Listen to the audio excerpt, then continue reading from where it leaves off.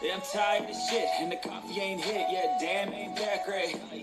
I don't wanna go to work, cause my boss is a jerk, and I'm not even that paid. I need a change in my life, cause I don't feel alive, and there's nothing that makes me happy. Oh, hold my beer for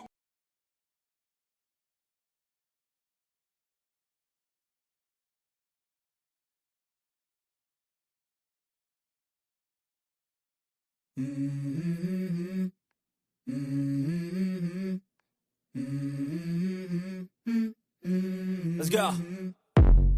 I wake up to a little bit of drool on my pillow, feel like it's gonna be a bad day. Yeah, I'm tired of shit, and the coffee ain't hit yet. Damn, ain't that great. I don't wanna go to work, cause my boss is a jerk, and I'm not even that paid.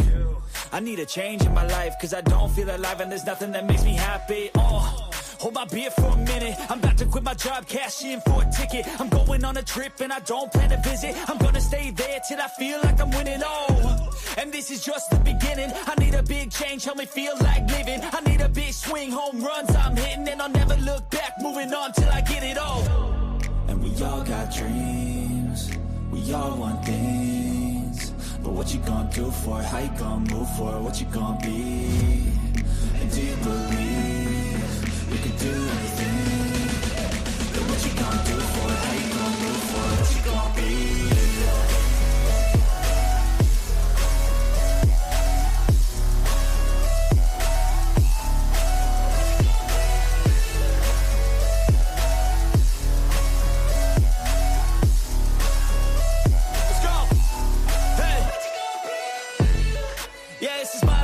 Strife, my right to fight, to die on. And this is my game to play, to claim. Good morning, guys. Good morning. This is Saturday morning. I'm up early because Melanie Cherie got a live today at 1 o'clock. So I got to get up early so I can be ready for her mega live at 1. So I needed to get my live out of the way so we can all be over there to support Melanie Cherie, a 7th Avenue Beauty. She's a Black owner of 7th Avenue Beauty, a very successful Black owner. Okay. So I'll see you all there. I will be there.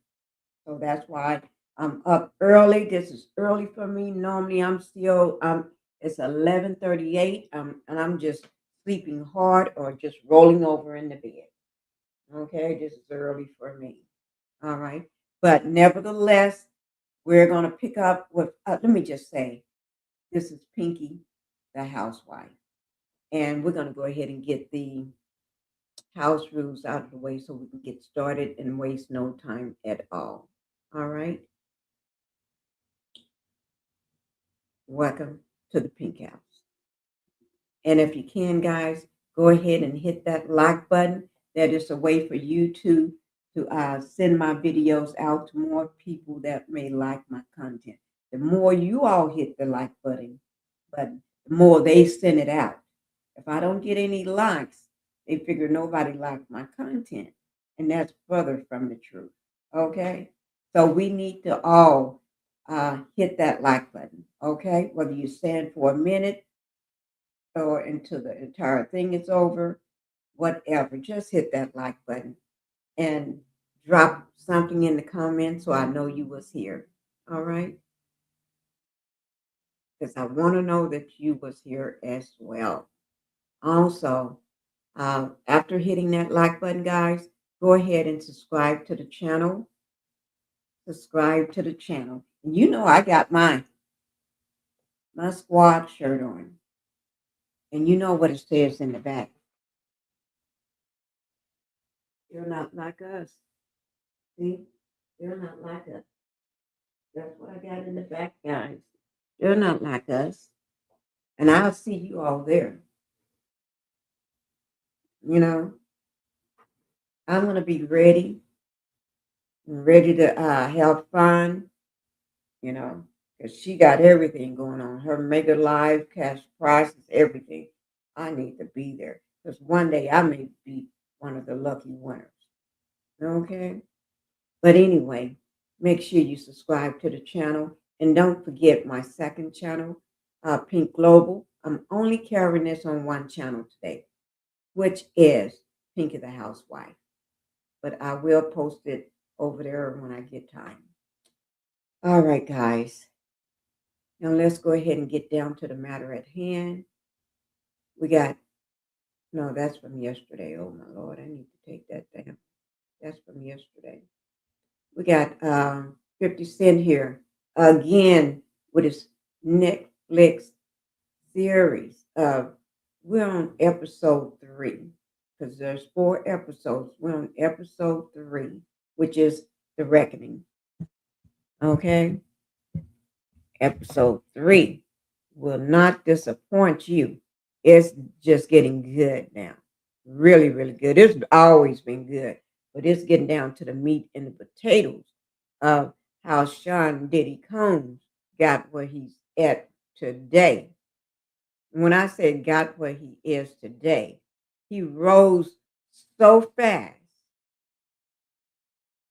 He did. Rose so fast. And like I said, he rose so fast because he just wanted to take over, but not just take over, because of the depth of at the celebrity basketball game that he had. Y'all remember that game? I showed it to you. Yeah, that's how he got to rise so fast, because of that. The depth of those 9 people at that celebrity basketball game that he overhyped, over promoted. You know what I mean? And nobody was held accountable for that. But instead, his career just went straight up to the top, just straight up to the top. What a shame, shame, shame. Mm, mm, mm. Somebody becomes more famous because of that, because his name was plastered all over. Although him and Heavy D promoted the thing, but Sean was the one that's uh, benefited from this. Did he take accountability? I don't know. It didn't seem like it to me. Not at all.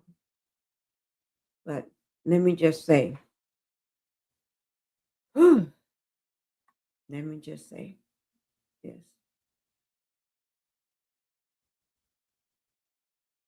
Mm, mm, mm.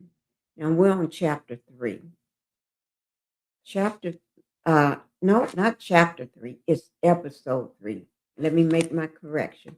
It's episode 3. Episode 3 is what they call the official girl. That's the name of episode 3, the official girl. If you ask me, wouldn't that be Kim Porter, the official girl?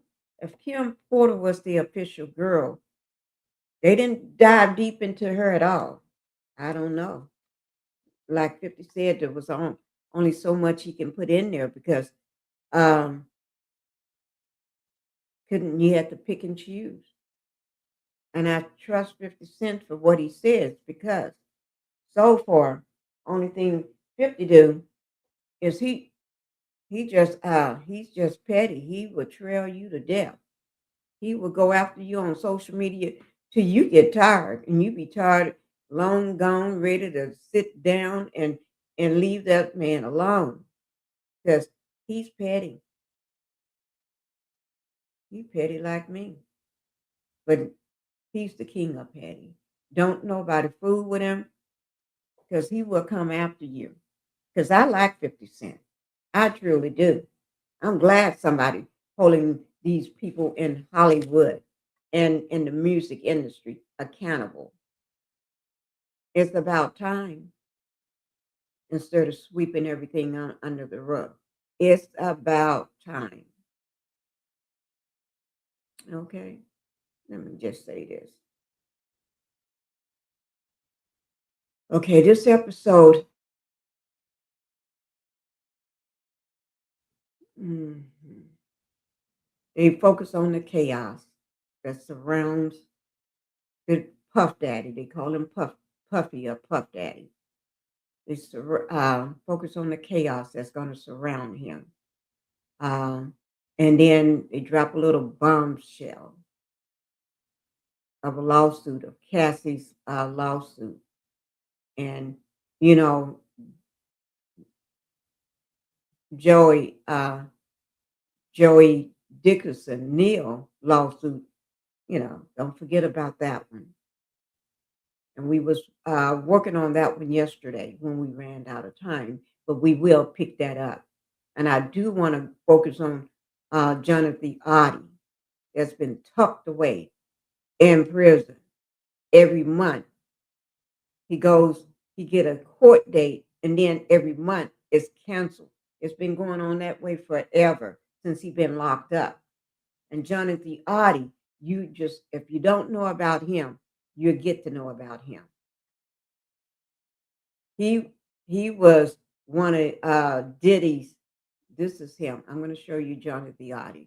I want to try to focus on him too today because he was just like other people, spilling the beans, but nobody would listen to him. And he's sitting there in a prison, not a prison, a hospital gown because the popo just riddled his legs up.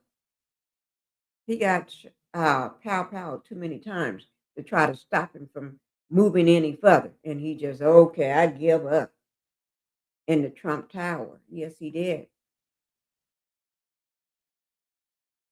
Or was it the Trump Hotel? Is tower and hotel the same thing? I don't know. But anyway, that's Jonathan Oddi. But I'm still going to focus to the lawsuit, the suit that we have with right here, the Dickinson Neal lawsuit. So we're still going to focus on Miss Neal's lawsuit. We left off on page 4. So we're going to focus on that. All right. To try to get that on out of the way. And then let me see what else I need to focus on.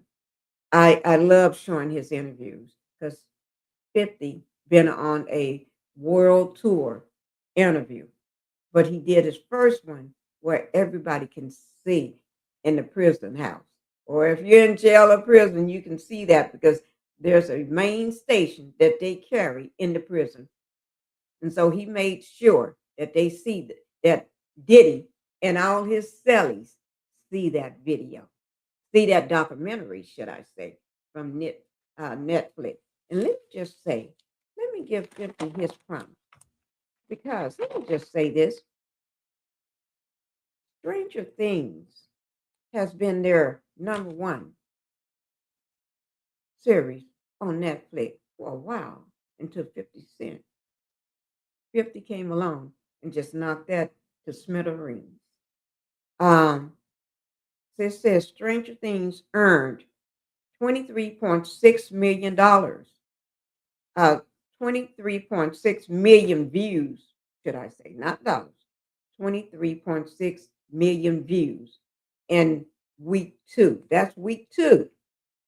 Now, then the Sean Combs, The Reckoning, came along and hit 21.8 million views in the first week in 6 days.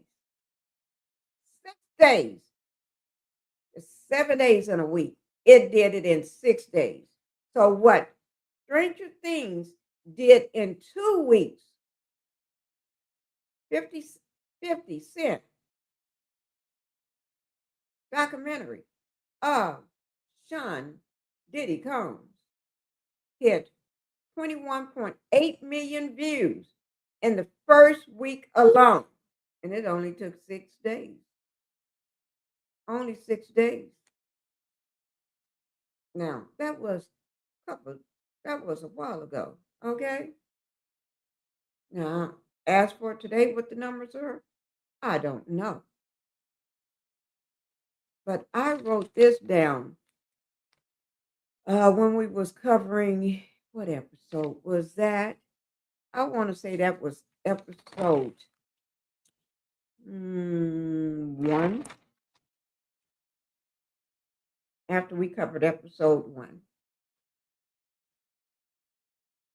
50 is got the best #1 documentary on Netflix. It's all across the country. It's all over. Everybody can't get enough of it. It's the talk of the internet. It's the talk of major news. It's the talk of everywhere. TikTok, Instagram, YouTube, you name it. Content creators, bloggers, the big time news. You know it. They all talking about it. And they all talking about not just the documentary, but 50 Cent himself. Oh my God. I thank him for doing this because this sheds more light on everything. Okay. Now, let me just get on with it. We, like I said, we're going to talk about, continue up with the lawsuit and everything. And then, so this episode is going to focus on the emotional care of the series. And when I say the emotional care, you see what I mean.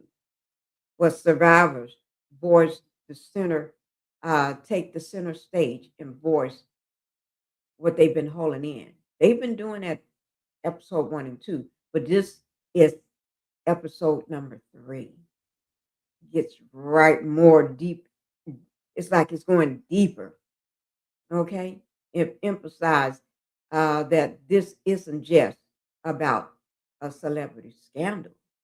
It's about power, silence, and silence in that industry is a big thing. They want to keep you silent, and they and put their they use their power over the weaker people.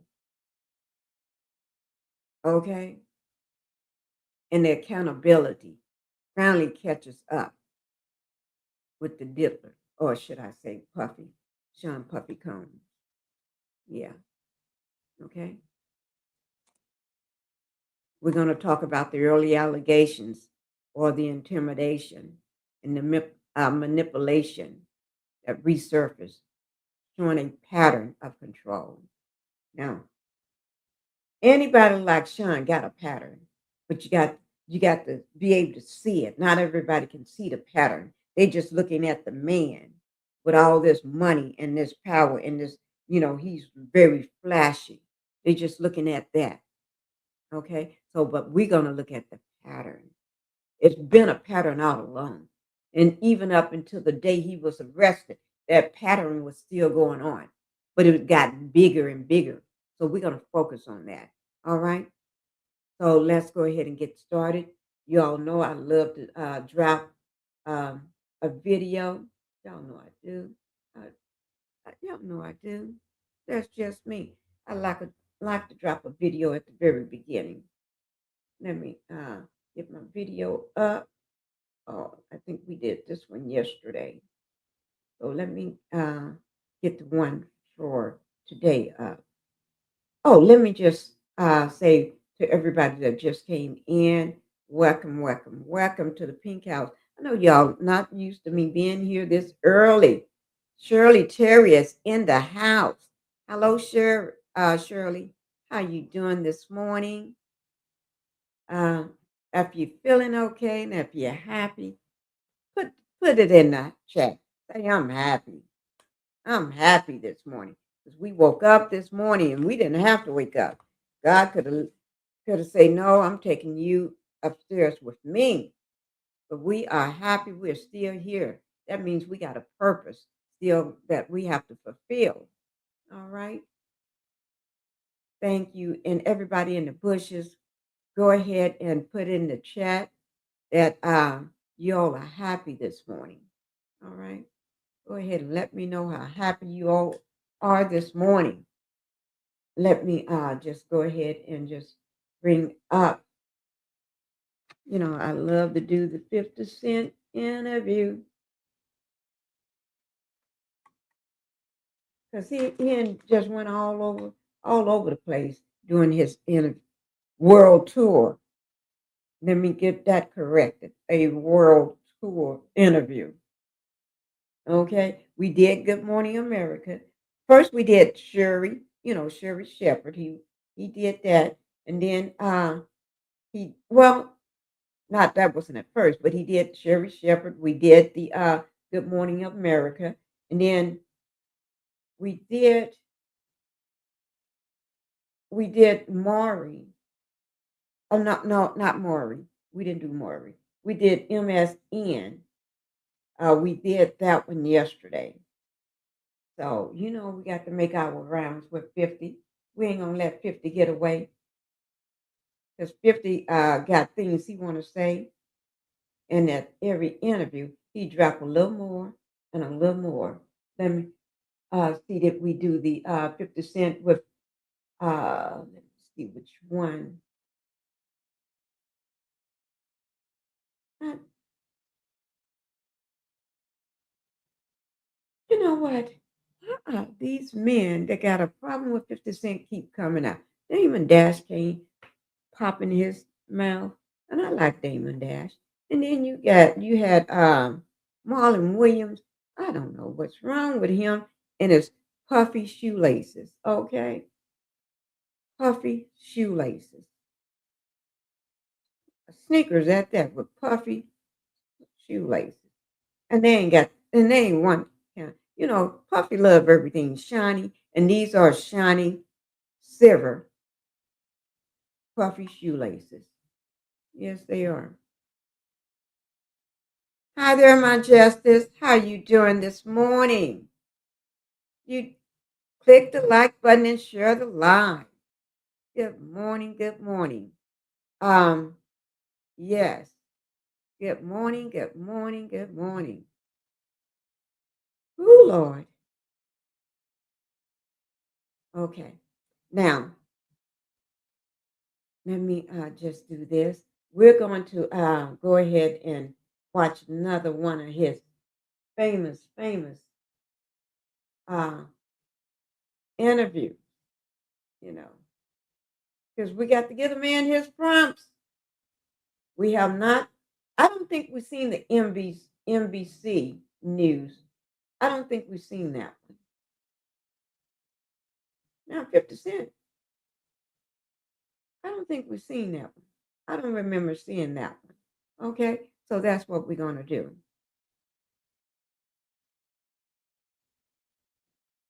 All right, that's what we're going to do.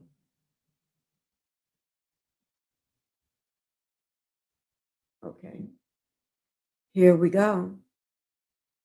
And Justice, I dropped my link if you want to come up, because I would love to hear what you got to say about 50. But if you are busy and just going to be in the chat, that's fine. Or if anybody want to come up and say anything about this 50. This is NBC News, guys. All right. So we're going to, credit goes out to them. We're going to go ahead and, let me do this.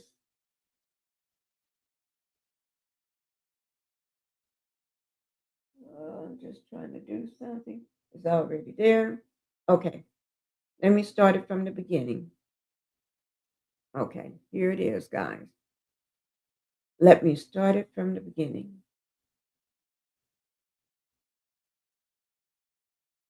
And put a 1 in the chat if you can hear it, okay? Put a 1 in the chat if you can hear this. Series about Sean Diddy Combs is making headlines for its never-before-seen footage of the music mogul in the days before his arrest. Now, Combs is threatening legal action. Hi, Justice.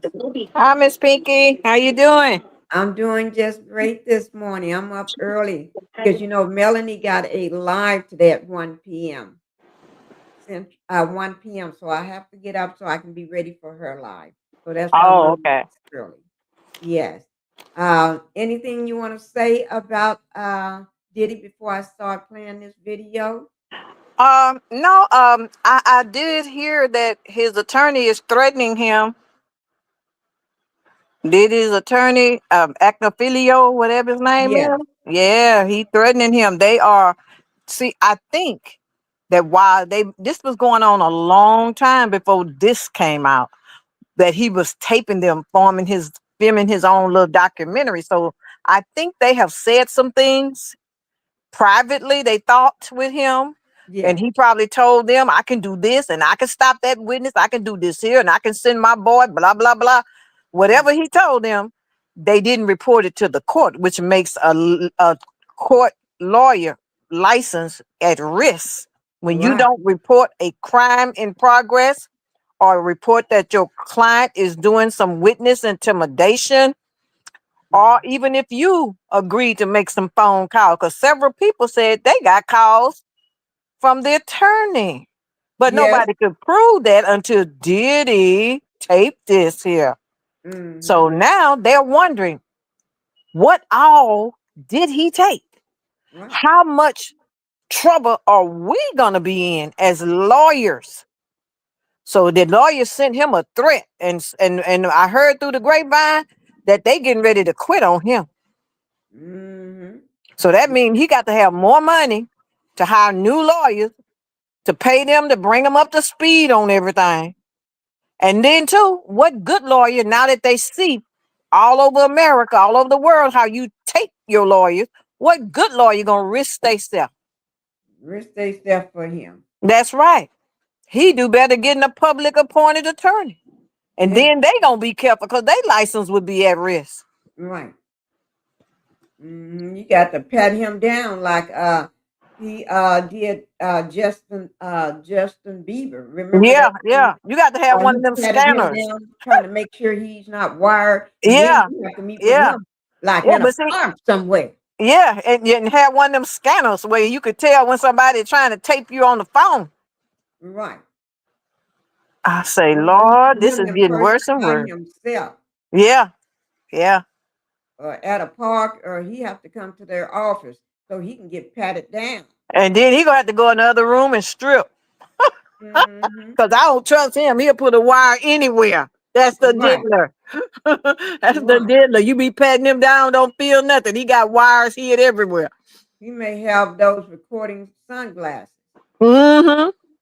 Yeah. Yes, indeed. No, no, no. You remember what Gene Deal said? He was buying those booty plugs. Mhm. Might have a wire. He could have one up in there. Thank you. Yes, Lord. Thank you for that because yes, I've been hearing things about that. Mm-hmm. Glad you brought it up. Thank you for that. Ah, this is scandalous. Scandalous. This But you is know the what, most, Miss Pinkie, 50 Cent did in one documentary what people couldn't do in 30 years. How about that? that is true. How about that? 30 And he's years, still nobody getting could. ready to drop another one day Yeah, soon. yeah. Nobody could expose this man and make it stand. And for 30 years, all the dirt he did, nobody. But here come 50 Cent. I love him. Okay. I He's been love him. collecting stuff for years on him. Yeah, yeah. For And he years. bought all them tapes. He did. He don't like to pay nobody. He didn't pay the man who was doing the taping. So the man Right. sold that tape. Right. So 50 said, I'll pay you. Yeah, he Pay won't you. pay you. I'll pay you. What you got? What you got? Bring it over here. 50 got it. People know if you want to get paid, you go to 50. You say Mm-hmm. whatever you got to 50, 50 gonna pay you. Yeah. Yeah. And see, you remember when Diddy flaunted 50 Cent's ex, his son's mother? Right. She with me, all that. Okay, here we go. Here we go. Reap what you sow. Mm-hmm. Ooh, Lord. You're right. I'm enjoying this though. Because I am enjoying this. We're just Mm, on episode 3. So I got mm, more episode to go. Because mm, then when I finish this, and Melanie is live today, right? mhm. She's gonna be live today at 1. And so after this, um, and then when I finish being in her live, then I got some stuff I need to drop about David. The Yeah. Mhm. Yes, that's been going on. Yeah, they finally. I don't understand. Well, we'll say that for that show because Right. I got a That's what we're problem gonna with. do. Yeah, I got a I'm gonna, problem with them. right. I'm trying to pour my little footstool closer to me.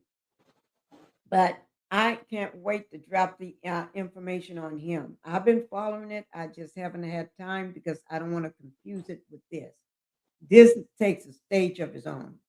Okay, so I'm going to go ahead and play this one here. So this is the next one because I try to keep up with all his tours because he's doing a tour interview. Uh, Say. Okay, here we go. And this one here is 4 minutes and 13 seconds. A new Netflix docuseries about Sean Diddy Combs is making headlines for its never-before-seen footage of the music mogul in the days before his arrest. Now, Combs is threatening legal action against the streamer for airing the unauthorized footage. Behind the series is Combs' longtime rap rival, 50 Cent, and director Alexandria Stapleton, who sat down with NBC News' Chloe Malas ahead of tonight's release. Tonight, Netflix releasing never-before-seen video of Sean Diddy Combs filmed just days before his arrest on charges of sex trafficking and racketeering in 2024. The footage is part of a 4-part docuseries, Sean Combs: The Reckoning, premiering Tuesday. Behind the explosive documentary is Combs' longtime rival, Curtis 50 Cent Jackson, and director Alexandria Stapleton. How did you get that footage of Diddy? I figured most journalists would not disclose their sources. The recordings give viewers an intimate look at Combs' mindset ahead of his criminal trial, even conversations with his legal team. Does he know y'all have this in the doc? I would doubt he knows. So when this airs, that'll be the first time that his legal team, Diddy, that everybody knows that this footage is now seeing the light of day. Perhaps. What was he intending to use it for? I have no idea what he was doing that for.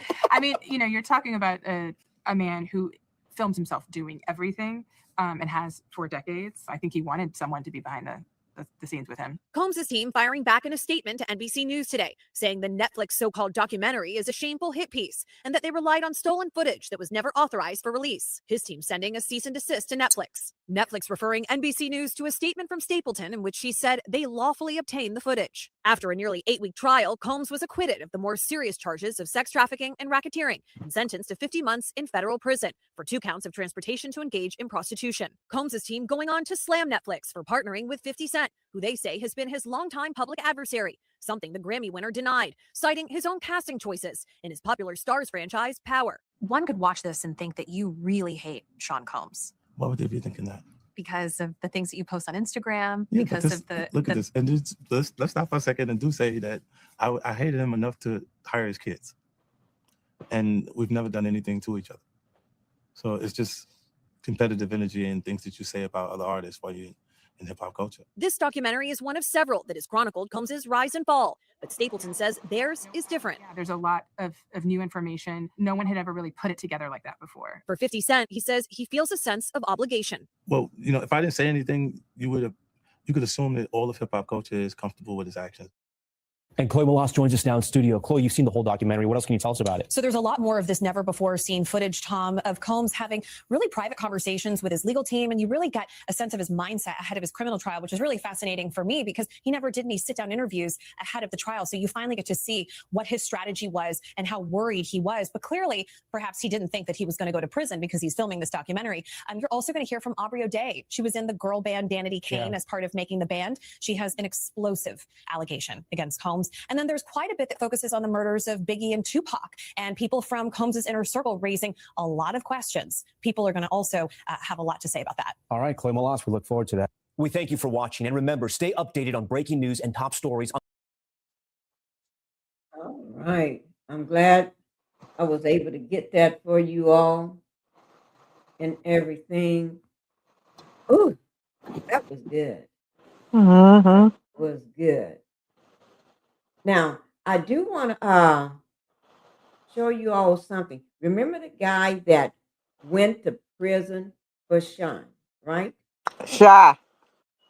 His well, several people in prison for Sean. Yeah, right? yeah. But this You is talking about the Sean. one with the gun at the club? With the pow at the club? Yeah. Yeah. Yeah. That was Shine. His name's Shine. Shine. Yeah. Mhm. He was a rapper at the time. Mm-hmm.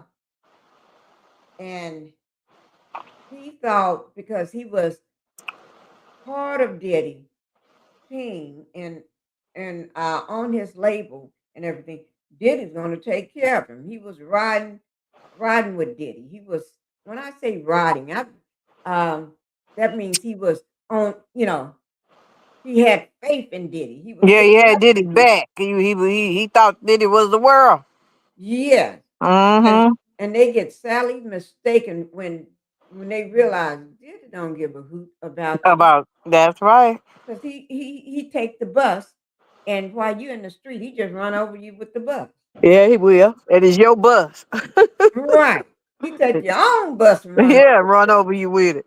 just as long as he and all the things that and happen in even episode 1, 2, and 3, he comes out looking just smelling pretty and looking good. Mm-hmm. Everybody else is either not here anymore, they 10 feet down, or they've been blackballed, Mm-hmm. Are or they scared as all get out?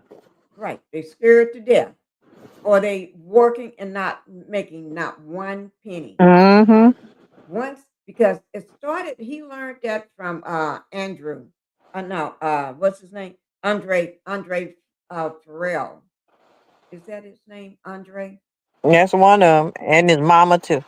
Yeah, and his mama too. What you do, you give them just their first advance, and then they don't get no more money. They just Mm-hmm.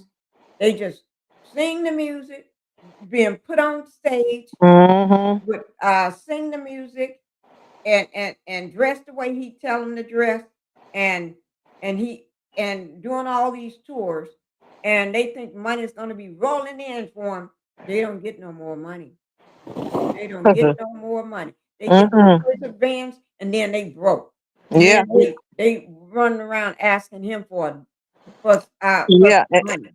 And if they get mad and try to say something, he'll remind them, you got this contract. He done gave them that phony fake contract and they Right. done signed it. So he got complete control. He owned everything they do. Even when they go to another label, Yeah. contract, he always do a contract that lasts forever. Yeah. 10 Yeah. years more. So even if you do go to another label, you're still tied into this contract. So even Mm-hmm. if you're making music by yourself or under another label, he's going to get his cut first. Yeah. Ain't that a shifty Now deal? that's what you call modern day slavery. That is true. And he works them to, and he don't care. He You don't don't care. care whether you got a family or anything. And you can see that in one of the videos I showed. What was his name? He had a wife that was on in the video that was talking about how Diddy was doing was at a, I want to say a lunch party, and at the lunch party, he walks up to Diddy to ask him, because he haven't had no money since that first event. And most people think that first events, they go and buy them cars and houses and stuff and and just blow it all away on big chains around their necks and all that. Pay hundreds and thousands of dollars for all this stuff. But then you think there's gonna be more of that coming in, and ain't no more coming in. Ain't no more coming in. You and just hit your cap, Diddy, and just put you on a cap, and you ain't getting no more money. Let me make sure this is where it needs to be. Okay, you and hit your cap, and ain't no more money coming in. So you're stuck. Oh Lord, you can't. And if he do give you some money, he pulled out when that guy I forgot his name. Ooh, it'll come to me. Uh, his wife talks about it so much in the episodes how in the early episodes how he walked up to him and asked Diddy, let him hold some money. Can you give me something? And Diddy pulls out a big wall of money and then pull out $100 bill and gave it to him. Mm-hmm. And this man had got platinum records, sold out, got Yeah. all this allegedly. And not making no money. She Hmm. was the wife had to go ask her daddy for money to hold down their house and pay their bills. And then Crazy. he's on the stage always performing, but never getting any money. Ain't that sad? And some people, he can take advantage of the desperate people, but some people know, I can't do this. I can't do this. And I think that was one reason that he was so upset with and he envied Tupac. Mm-hmm. Tupac stood on his own merit and he wanted to take that shady deal. And because he wanted Tupac, Yeah, allegedly. he wanted Tupac to bend over. Right. Mm-hmm. He wanted, but he also wanted control because Tupac was hot. Yeah. Tupac can spit a rhyme. He could spit out some bars for you. And he envied. He wanted to be like Tupac. He wanted to dress like Tupac because Tupac was the only one walking around with those satin Versace Versace shirts and shirts. stuff. Mm-hmm. And so he decided he want to dress like that. So So he he went and got his got his shirt look just like Tupac's shirt. right. And Tupac was always calm under pressure. And he wanted to be like that. And Tupac told him, well, they could stick that contract, Mm-hmm. you know, when they offer him. And he didn't miss words when he told him what they can stick that contract. You know, he wasn't doing it, you know, because nobody, you got to remember, Tupac was a very intelligent, smart Yeah. person. He come from the civil rights. Right. So he knew better.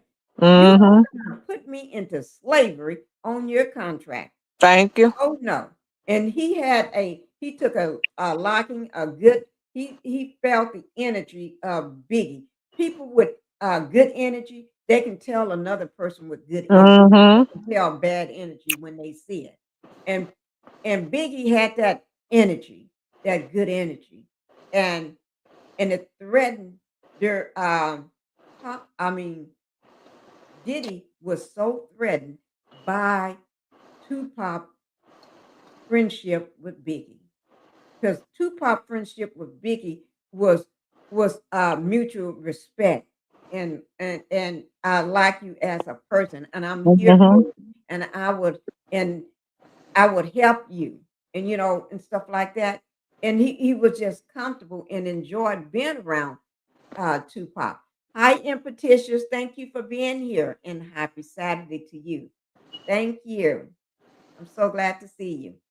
And he was threatened by that. He didn't want anybody to get in between his relationship with Biggie, but Tupac just was a good friend, treated the man with respect. While Puffy wanted Biggie to be all up on him, laying his head all up on Mm-hmm. him, kissing all up on him, and stuff like that. And he getting his fill on Biggie. Mm-hmm. There was a time you see him always rubbing Biggie's stomach. No, yeah. You know, you never know what he and put in Biggie's drink. Really? So, so this is Shine. Moses Ver. They call him Shine. And he said he took the fall for Diddy 20 years ago, but nobody listened because Diddy was paying for his lawyer. Well, that's the first They thing had right the there. same lawyer, and Diddy was paying for the same lawyer to represent Shine. So Mm-hmm. then Diddy did the same thing in this recent trial of his. Yeah. He was paying for these women and men, allegedly attorney, which is his attorney. Thank you. So And you he can know they know gonna, everything that was going on. yeah, the attorney gonna follow the money, gonna do whatever the money tailored him to do. Right. Ain't that some shiesty stuff? And Mm-hmm. it's on allegedly, I'm not sure, but allegedly I heard it's on record and everybody done spoke about it. So he got himself in some legal trouble. Yes, he do. He got And it was mentioned that he got up to 80 to 100 lawsuits already pending. Yeah. So he's going to be all that money, all those millions and stuff going to go away quick. Well, it's kind of gone, they say now, because he, you know, to maintain the mansions, it take money. It takes money. You got to keep the lights on, pay the water bill, light bill, swimming pool care, all that, yard maintenance, house maintenance, maid service, and then you got them kids flying all over here, going there, vacationing off of your dime. Right. Then you got mama, she living her life through your dime. Right. So the money is dwindling. That's why he tried to sue, well, say he wanted to sue Netflix, but it was for money. It wasn't because of the tape. You did the tape. He need that money. Yeah, he need money, but he found out he couldn't sue them because they got legal rights to this tape that video and stuff. They got legal rights. He can't do nothing. That's otherwise his lawyers would have been jumped on that. You know, they want some of that Netflix money too. But and I doubt if he's gonna try to sue. He may, but of his ego and his narcissism, you know, because I'm not a doctor or anything. I'm just. But see, he can't afford to be letting that money keep flowing out of there for a cause that ain't gonna amount to nothing. Right. His lawyer done told him that 50 Cent them got the right to that. They bought that from the person who owned it. You didn't pay the man. Right. And he don't want to try to sue 50. You know. Oh no. You know why? Because 50 will. You try to sue 50. 50 may bring out stuff that he haven't even put in the. I'm trying to tell you. I'm trying to tell you. And then you saw where he sent the threat to 50? You saw where he sent the threat? Right. 50 say, forget the foreplay, bring it. Right. But last night I heard that those flowers, because I think the son popped off on 50 and said the flowers was from him. The one that looked like Diddy. Yeah. That tall, skinny one. Yeah, that little monster, baby monster, I call him. Baby monster. You got the Diddy monster, the daddy, and you got the baby monster. Oh Lord! But he gonna wind up getting himself hurt. Yeah, he gonna get hurt. There's people out there in the world that feel just like his daddy do. We don't give a you know what, and we love 50 Cent. There's people out there feel the same way. That we love it that 50 Cent doing. Hi, Taffy. Thank you for coming in. So glad to see you. Let me go ahead and get this video out. Oh my Lord. Okay, it's 12:23, Pinkie. 12:23? Yes, ma'am. Okay. Because y'all, let me just before I play this video, let me do this here first. Let me get that. Well, I'll tell you what, let me play this and then I'll play that video for Melanie, so y'all can get ready. We're gonna listen to this right quick. Here we go.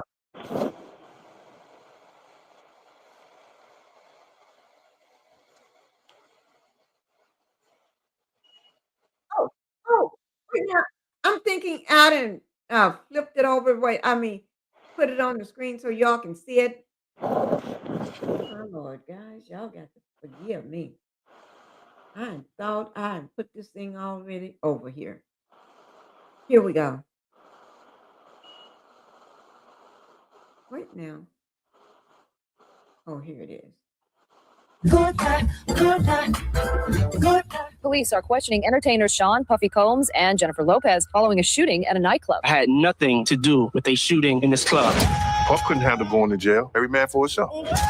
Puffy got acquitted and he got 10 years. He was betrayed. I was absolutely set up to be the fall guy. Welcome back. That was a clip from the explosive documentary, The Honorable Shine, coming out on Hulu on November 18th. We are back with Moses Shine Barrow, who served nearly 9 years in prison, stemming from that infamous nightclub shooting that changed his life forever. His co-defendant, Sean Combs, was acquitted of all charges. This is an exclusive conversation. That point really stuck out. I never heard you say it. Yeah. That you were the fall guy. Well, that's the interesting thing. I believe that, the power of Diddy, the entertainer, the person that dominated pop culture, was so loud for so long that no one heard myself and my mom and my supporters when we were crying about our lives being destroyed and devastated by Diddy. You look at that That's one of my first magazine covers. Well, probably my second or my third. It says hip hop's most wanted. And they really didn't mean that I was on the run. They meant that everybody wanted to sign me. So it was like a double entendre. It was, but then it became. So this is when everyone wanted you. I was already incarcerated, and they were offering me millions of dollars. Which you talk about I didn't know that you're incarcerated, Rikers Island, and there's a bidding war because, as one of the people, I think Nori said in the documentary, that you now had this alleged shooting, this criminal case, and it made you to the music industry authentic, that the industry was looking for that. I think Nori was talking about the bidding war that took place before I actually signed my first record deal. And then after all of the tragedies befell me and I was incarcerated, I had another pandemonium that took place in the music industry, and Jay-Z was coming to see me in his Maybach on Rikers Island, and Dr. Dre was calling me to sign. So I've been very fortunate to have people after me. But if you read this interview, which came out in, I think, 2001 or 2004, and I think that's 2004, that's a 2004 interview. But this interview and the interview in 2001, I always said, that Diddy snitched on me, that he threw me under the bus, and that I was a sacrificial lamb. But, that's 26 years ago. 26 years ago. So people don't remember, and I have moved on. So you asked why. This is more of a celebration than dancing on Diddy's grave or wanting to even connect myself in the documentary, to him. In the documentary, you use this story, and I thought it was beautiful, about a baby turtle. You see the turtle on the sand, and it's hatched and it's trying to get to the ocean. And if you pick it up, it drowns because its legs aren't strong enough to swim. And you talk about so much of your life, you needed to build up your strength so that you wouldn't drown. Going back to this situation with Sean Combs, you're on the show with me, 2021. I turn on the BET Awards. You're performing with Sean Combs. I said, he's doing a power move, because then I saw the flag of Belize come down. Right. And I said, this is not about Bad Boy. This is about him showing the world. It's about Belize. But then there's a clip of Sean Combs calling you his brother. And people are questioning the relationship. I wish I was his brother in 2000 when we were on trial. I wish I was his brother for the last, 26 years when, my mom, who is here with me, never got any assistance. He never helped to dry her tears. Why did you agree to go on with him at the BET? Because I moved on. So you don't live in those spaces. The documentary was very, the documentary was very emotionally draining. But part of what I owe to your audience, which is like one of the most lit, is that what the young people say? the most lit. He said the audience. I said they came because they want to hear you. You guys are incredible. They're incredible. This is like I've done Madison Square Garden, Nassau Coliseum, BT. The walkout is incredible. You guys have me because I think one of the things about my audience at Tampa, they want to know the truth. They play no games. And that's why the documentary had to take me back to those places. Because you can't tell the story. You can't say, hey, Shine is the next Prime Minister of Belize. He's the opposition leader of the House of Representatives in Belize, and he's done this great turnaround without showing all of the failures, without showing all of the torture, without showing all of the pitfalls. You have to show everything. So you were in Belize, and the news broke of this video involving Sean Combs' ex-girlfriend, Cassie Ventura. She'd filed a lawsuit, an explosive lawsuit. The world started to hear these details. At the time you posted on your social media, I vehemently denounced the repugnant behavior of Sean Combs. I want absolutely nothing to do with the people engaged in this pattern of diabolical behavior. My prayers are with Cassie and all of the victims. And then there was a federal lawsuit that was filed by a producer who claimed that Sean Combs had gone around bragging about bribing witnesses and jurors.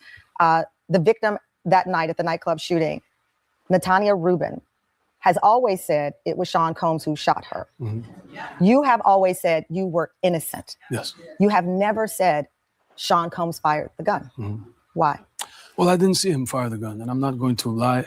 Certainly, even if I don't believe in getting my friends in trouble, but at this point, I'm not going to make up anything to sensationalize my narrative because I don't feel I need to do that. If Diddy was not in... If Diddy was not incarcerated right now, my story would still be incredible. Yeah, it is. Right? The entire intent of the documentary was to celebrate life.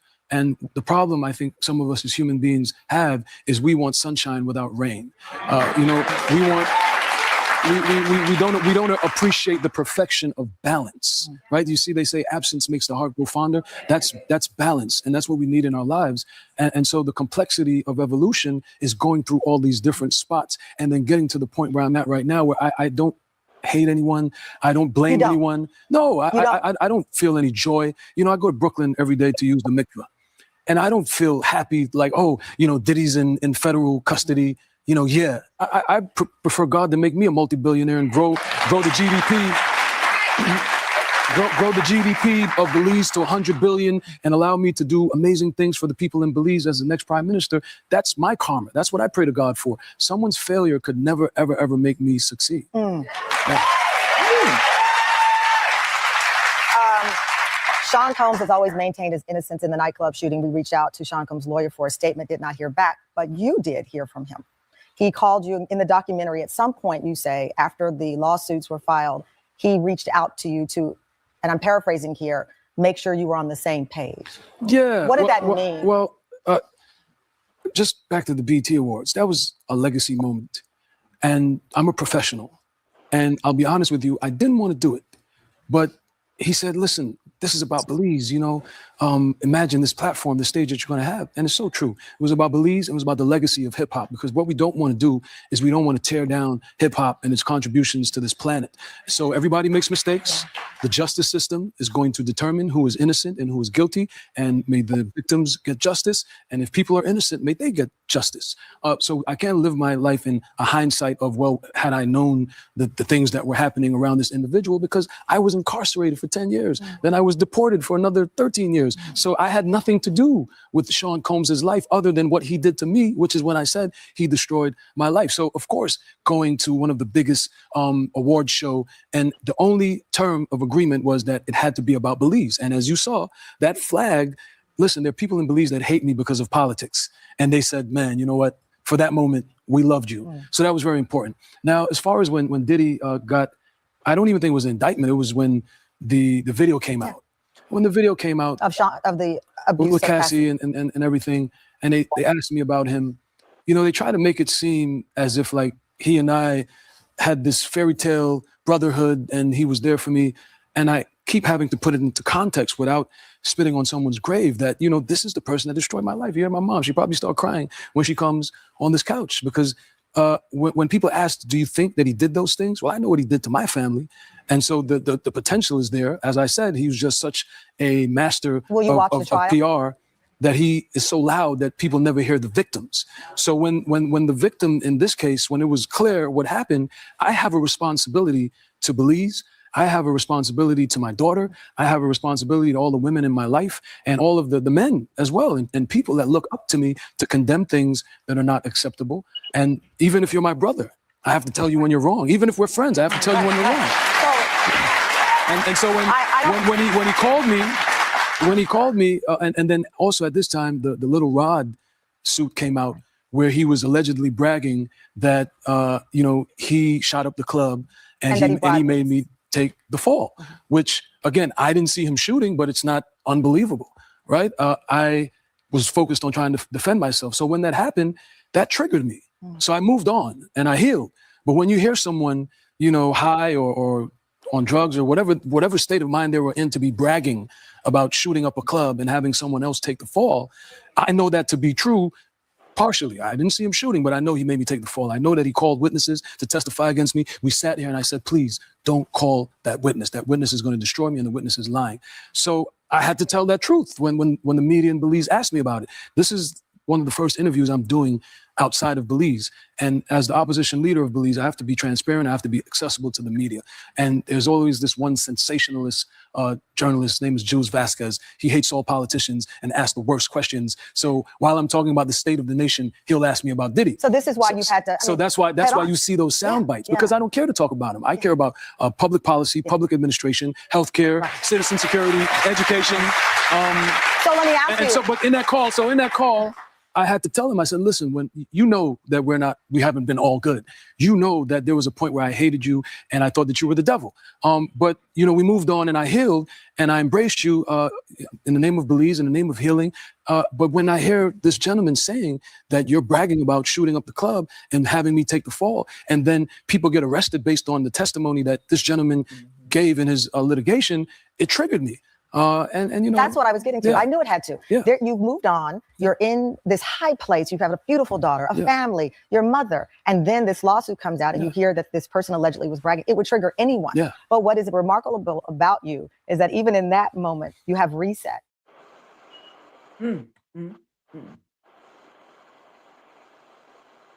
Okay, that was good. That was good, guys. I hope you all can hear me. That was good. We needed to hear his story because I think a lot of people haven't or know of his story, and we needed to hear that. You know what I mean? We needed to hear that story. What do you think, Justice, about his story? We talked about how he got the bus ran over him. Oh, well, Justice will be back, but we needed to hear this story, guys. This was something that most people haven't been talking about, is the part about Shine.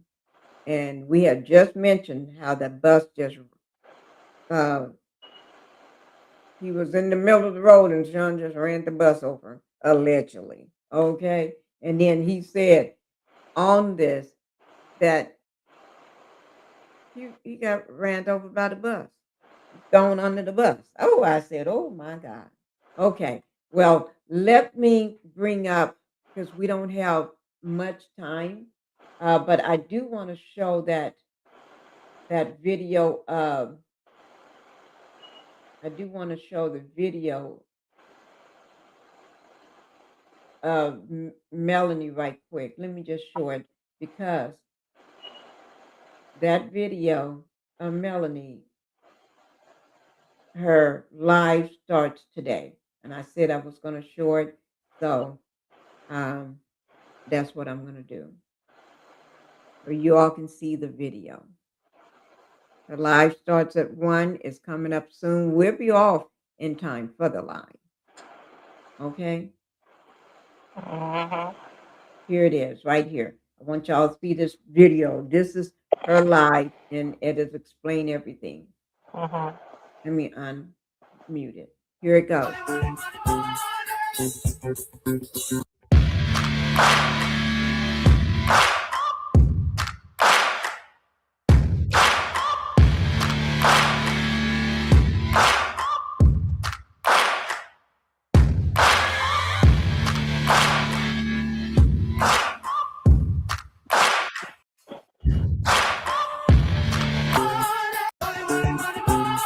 That's it. Y'all can see it. $100 cash giveaways every 15 minutes. And when she said, she means it. Okay. Because, All right. yes, it's been good watching her do that on her previous live. So 1 p.m. today, guys, and I'll make sure that we're out to see that. Now, remember yesterday we was going over the docs, and I'm going to just bring up the docs. So we left off on page 4. Let me try to bring them up. Give me 1 second. Let me try to bring up those docs where we left off at. Oh, I did say I wanted to see us to watch the Jonathan Oddi, because the docs will take longer. Let's watch Jonathan Oddi, because he tells. Let me just do that, because the docs will be longer. But let me bring up Jonathan Oddi right quick. Let me see.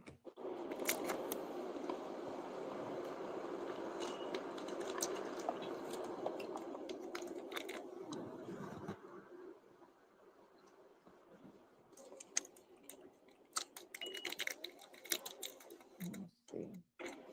I'm trying to find it.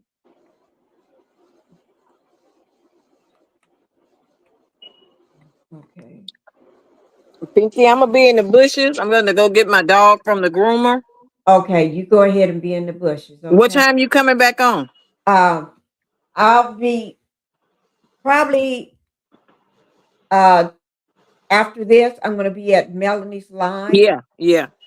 After after I end this, and then I may be back on. I will be back on tomorrow. Okay, you got 20 minutes for mail. Come on. Yeah, that's what I'm getting ready to show to Jonathan Oddi right quick. Okay. All right, Pinkie. I'll see you later on.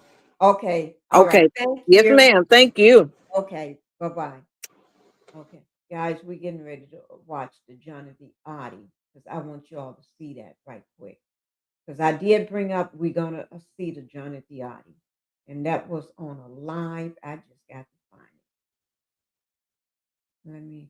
That was in the time when Sean Diddy Combs was being, house was raided. Justice, did you want me to drop you down? Okay, she dropped down.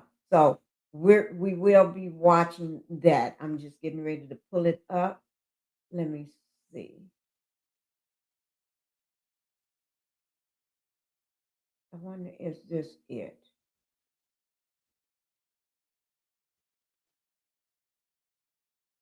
I'm just looking for it, guys, right quick.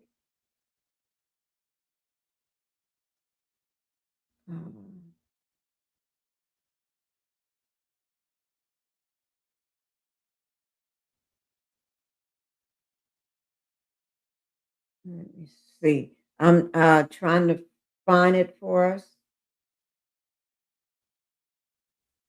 Let me just pull it over here so y'all can,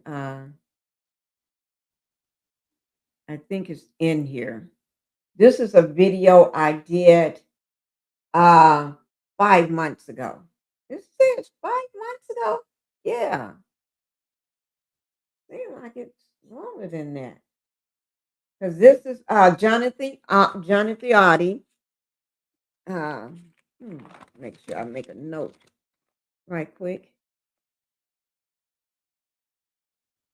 And Jonathan Oddi is the guy that used to come in and have XEX with Cassie while Diddy sit in the background and watch. And he was telling his story. Let me see. Here it is, right here. Let me just erratic man with a pow in the lobby. Yeah, he was erratic in the lobby. I don't know.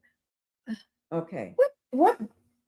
This I guess he said he did it. Okay. I'm going to read this part and let me bring it over here so I can see it better. Okay. This says, oh, and you can see I've done this one many times before because y'all can see on May 18, 2018, officer responded to the Trump National Doral Miami Hotel regarding multiple reports regarding an erratic man with a pow in the lobby. Jonathan Oddi had taken over the lobby and draped an enormous American flag over the resort front desk. The details of that incident was covered in a story we published in September 28, 2019. And today we have finally acquired footage of Mr. Oddi interviewed by FDLE, special agents, and Miami's Dave. Wait now, it just went a little further. And Miami-Dade police detective. Okay, so it's somewhere in here. Let me see, can I find it? Here's a summary of the case. Okay, let me see. I'm trying to see whether, okay, right here, guys, it shows the NDA that Jonathan Oddi signed right here. This is the NDA that he signed. And he made, he was only paid $5 million by Sean, allegedly. And here it is right here. But okay, let me see what video that was. That was, I'm going to type it in so I can just pull up that video. Just give me 1 second. Okay.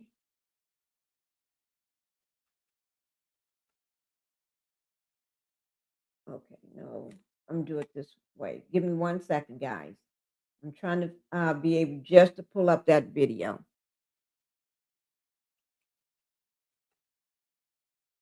Okay. What is it? Okay, wait.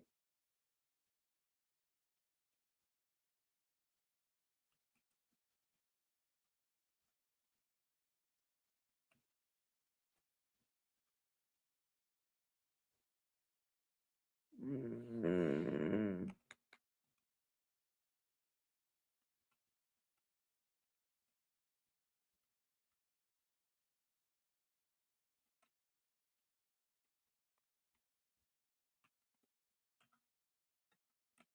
I'm just typing in that so I can try to just get that pulled up. Okay. Let me see.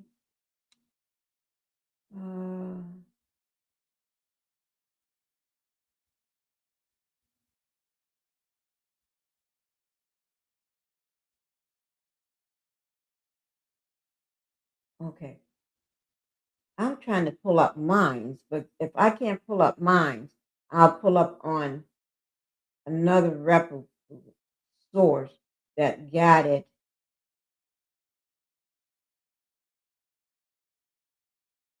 Let me see. I want the whole thing. I don't want just part of it. That's what I'm looking for. From a news outlet. I don't want to pull it up unless it's from a news outlet. Let me see. I did see some.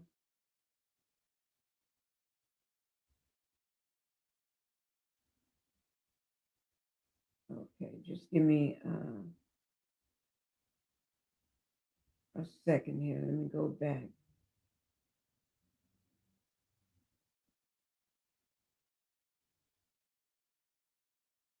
Okay, here it is.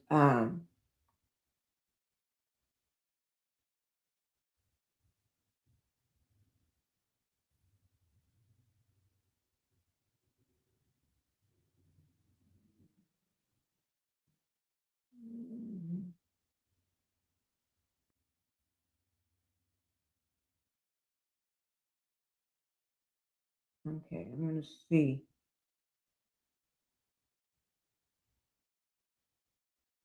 Okay. There it is. Okay, let me get out of here, guys. Let me get this drop down. I'm trying to just pull it up from my thing.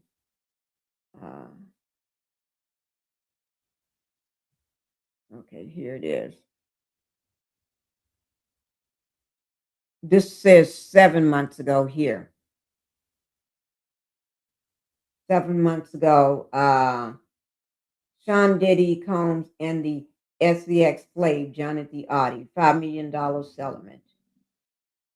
And it says 7 months ago that I posted this. Okay. Okay. Here it is. This is him. Okay. I'm going to just let it play. Okay. And yes, I did.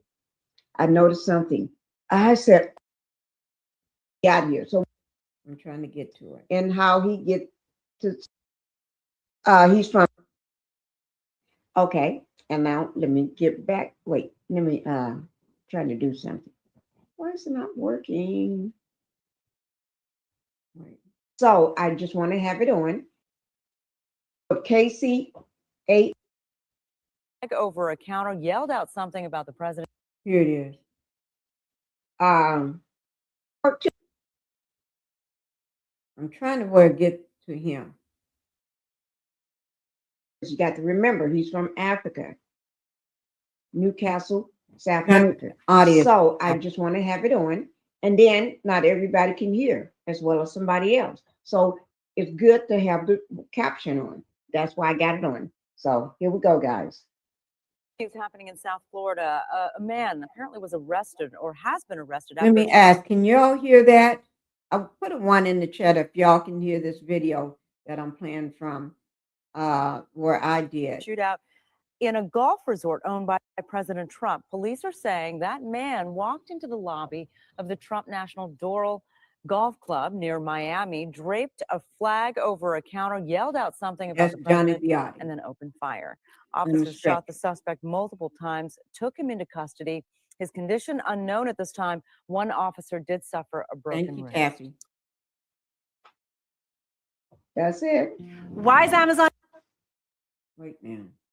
No, I want to show the video of him. Okay, here it is of him. Okay. The officers, and this is him at his hearing.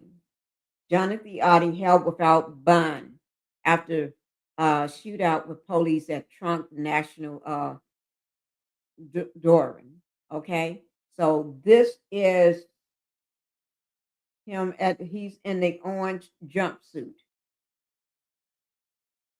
The desk in the lobby, and now when they reporters Madeline Wright. The desk in the lobby, and now when they pop, let me see, can I? Because I want y'all to hear.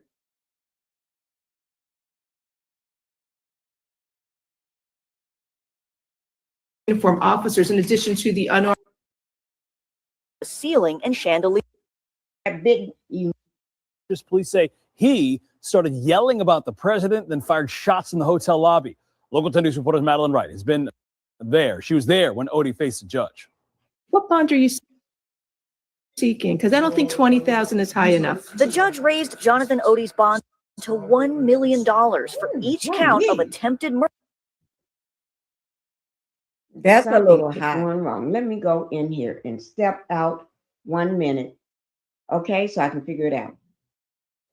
Let me just see, can I put murder on a police officer? Police say on Friday he opened fire inside President Donald Trump's luxury hotel. Sir, I'm ordering that you stay away from the Trump National Doral Hotel. Police say that's where Oddi stole an American flag from, and that he went into the lobby yelling anti-Trump remarks before shooting the ceiling and chandeliers.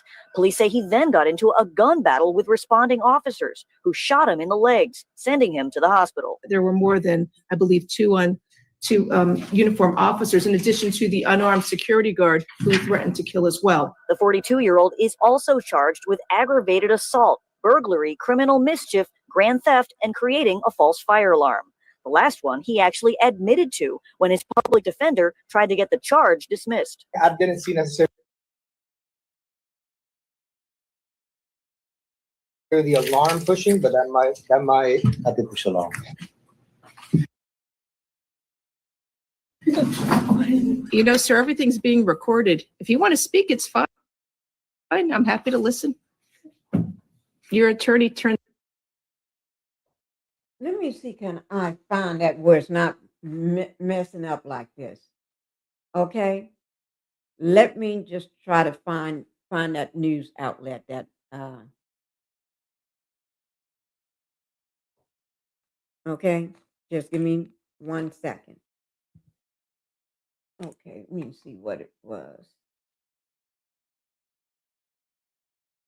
Okay. Just give me 1 second. I got the whole thing somewhere. I don't know where that music is coming from here.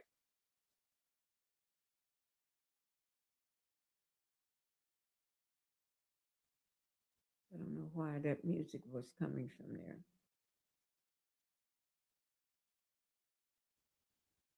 Okay, give me 1 second. I just thought I'd be able to pull it up from my channel where I covered it.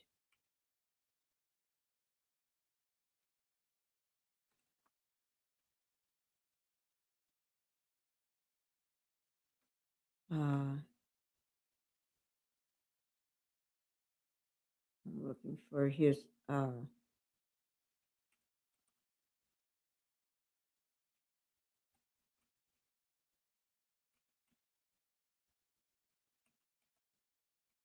Johnny Oddity Interrogation.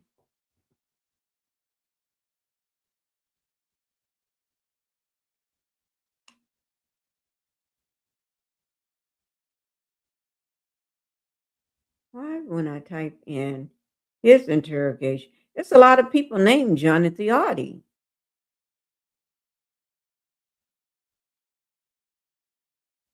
Yes, it is.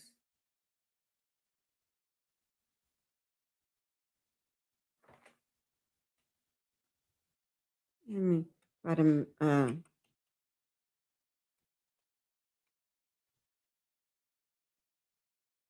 Okay, here it is. I got it.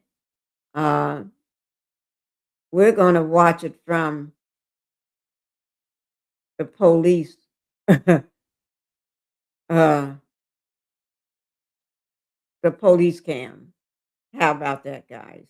That's what we're going to watch it from. We're going to do it from them. So, and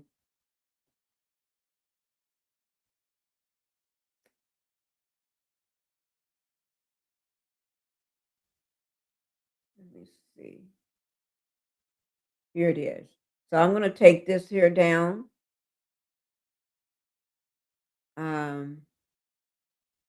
Oops. I know I pushed something. Okay, we're going to take this down and we're going to watch it through the real world police. Credit goes out to the real world police. And so we're going to watch it from them. This is the guy that if anybody would have listened long time ago, a lot of people would not have had to be hurt. But this man tried to tell, the police blew him off. Like, this is a crazy man. Don't know what he's talking about. They just blew him off. And they really didn't want to listen to him. When he kept trying, they tried to redirect what he was saying. Okay, here it is, guys. This is the interrogation of Jonathan Oddi. Here we go. And it's 35 minutes long. After this, then we're going to get off and go to Melanie's Live. Ooh.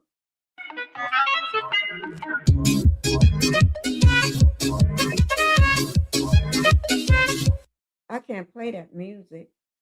But first of all, you see him slipping and sliding on that slick, shiny floor, trying to get away. I don't think he have on any shoes, so he got on his socks or something. And socks don't go well with that. It's not that he's lying to the American people. He's embarrassed about Stormy's situation, okay? So you don't have... Family in the United States? Yeah. Just my dog, Bubbles. My Just your dog? Yeah. Diddy and Ross, which are good buddies, okay? They're gay. Now, let me say something. He's from Africa, so he do have an accent, okay?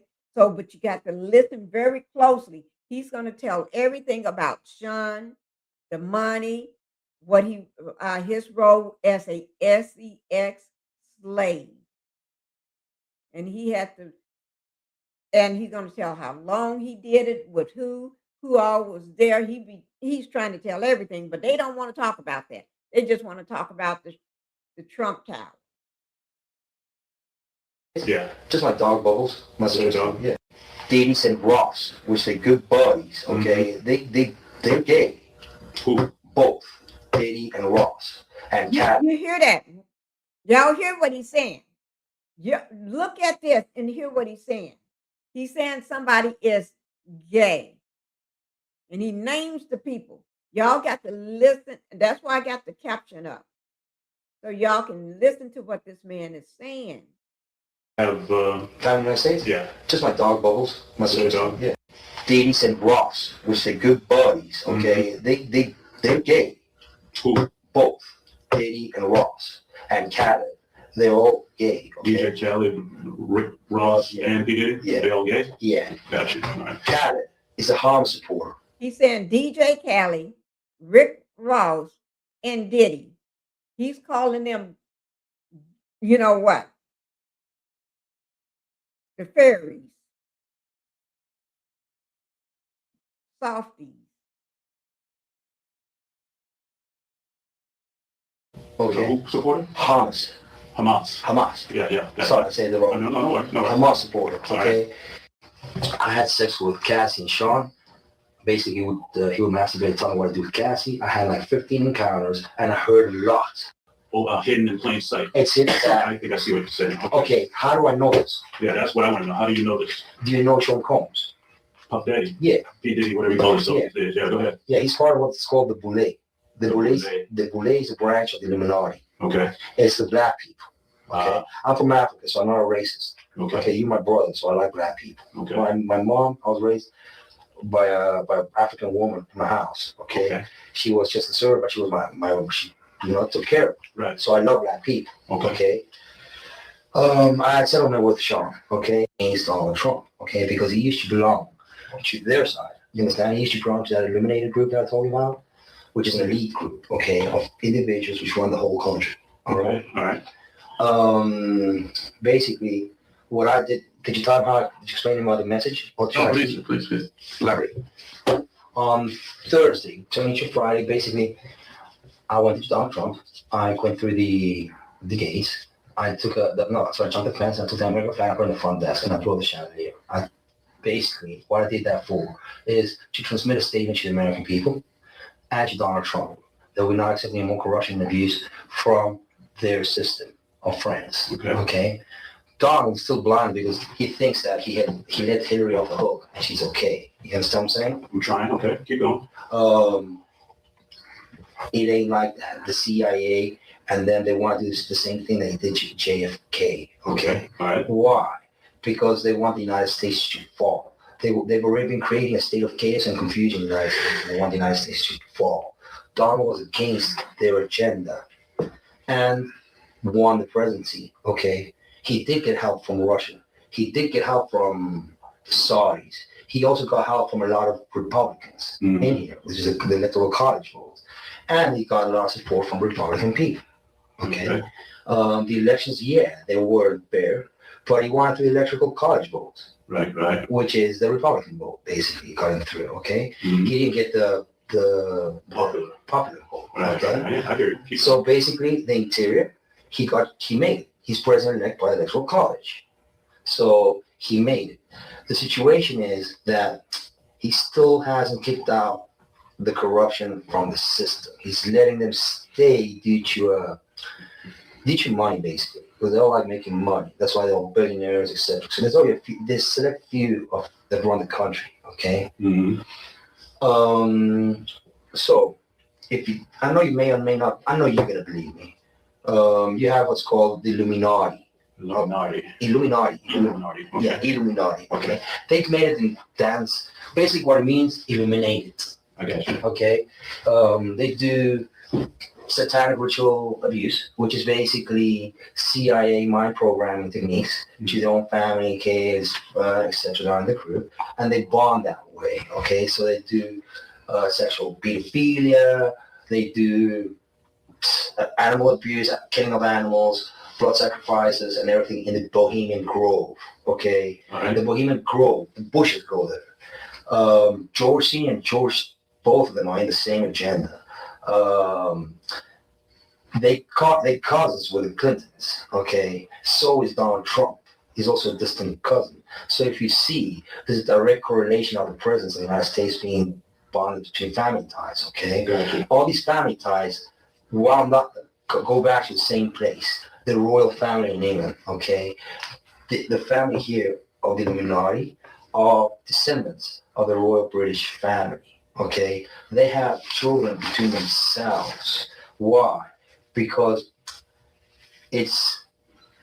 they have that issue. You understand? They want like superiority of the race. They see it that way, but it backfires them because it makes them simple-minded. You understand? When you have sex with someone in your family, your kids are not gonna come out small. You understand? They're gonna come out dumb. All right. So Donald turned his back, but he's still trying to negotiate a peaceful way out, and they have an agenda to kill him. Okay. Example: if you look at the Illuminati card games, example. Okay. You look at the game, Illuminati card game. I'm not familiar with it, so help me understand. It's a card game. It's a card game. That tells exactly what their agenda is. Gotcha. It's called mental pre-programming. That means that you predispose already. Once you play this, your mind is already predisposed at this happening, and you accepting it. Okay. So they have a picture of Donald dead in that game. Oh, okay. All right. I'm not crazy. They have a picture of Donald dead, but they also had the Twin Towers. They had everything on there. Gotcha. Okay, from A to Z. So it's kind of like a hidden agenda, which they try to make it open to our eyes, but we really don't see it. We're so busy working. It's kind of like hidden in plain sight. It's hidden. I think I see what you're saying. Okay, how do I know this? Yeah, that's what I want to know. How do you know this? Do you know Sean Combs? Puff Daddy? Yeah. P. Diddy, whatever you call himself. Yeah. Yeah, go ahead. Yeah, he's part of what's called the Boule. The Boule is a branch of the Illuminati. Okay. It's the black people. Okay. I'm from Africa, so I'm not a racist. Okay. You're my brother, so I like black people. Okay. My mom, I was raised by an African woman in my house. Okay. She was just a servant. She was she took care of me. Right. So I love black people. Okay. I had settlement with Sean. Okay. And he belongs to that agenda. That's why he's so famous. They land on the contracts. It's his attorneys, which are Mark Garagos and Ben Mercedes. Ben Mercedes worked for Bad Boy Entertainment for 4 years and worked for Hillary Rodman for 5. Okay. When I take Sean the threat of death on me, okay, I don't have it, but I can make it available under secrecy. That means that I wouldn't be liable because I don't want to be getting blamed for anything. Okay. Right. I had sex with Cassie and Sean. Basically, he would masturbate and tell me what to do with Cassie. I had like 15 encounters, and I heard a lot of business. Because what they would do is Sean talks a lot on the phone and on the TV with people and stuff, and I was like a sex slave. Okay, for them that's what I was. That's all. All right. I caught herpes, and I came back and I sued for the herpes and won. But they did Mark Garagos and Ben Mercedes were his attorneys. Okay. Said what he's saying, that he's their Diddy's FEX slave, and he caught herpes, however you said, herpes from Cassie, allegedly. And I think that's what made him pursue filing the lawsuit after he got infected. But he claims in the that Sean would sit there in the corner jacking off, and he hears lots. He hears a lot because Sean would also be talking on the phone and everything, and he be listening, although he's doing what he's supposed to do. He's listening to everything Sean is talking about on the phone and everything. And Sean is part of the Belay Illuminati. And he spells it all out. And nobody listened to this man during this time. They just blew him off. And he is still allegedly behind bars. It's not like he did this or unalived anybody, but the reason he's still behind bars, in my opinion, is because the strings that Sean pulls. He keeps getting to the point. It keeps getting to the point. He gets a court date every month, and then the day of the court date, it gets canceled. He had this going on during the time of Sean also, when Diddy's trial was going on. That first day Diddy trial was going on, he was supposed to be in court also, but it got delayed again. And I showed the paperwork how every month he go up for his court date, it get booked, and then it gets dropped, canceled, and then he sits, and it's been going on since he's been in jail for years. For these 4 or 5 years, he's been in jail still, cannot get out, and I think nobody wants him out because nobody like the Diddler wants him out. Okay. And you can see that and you can see it in the yellow.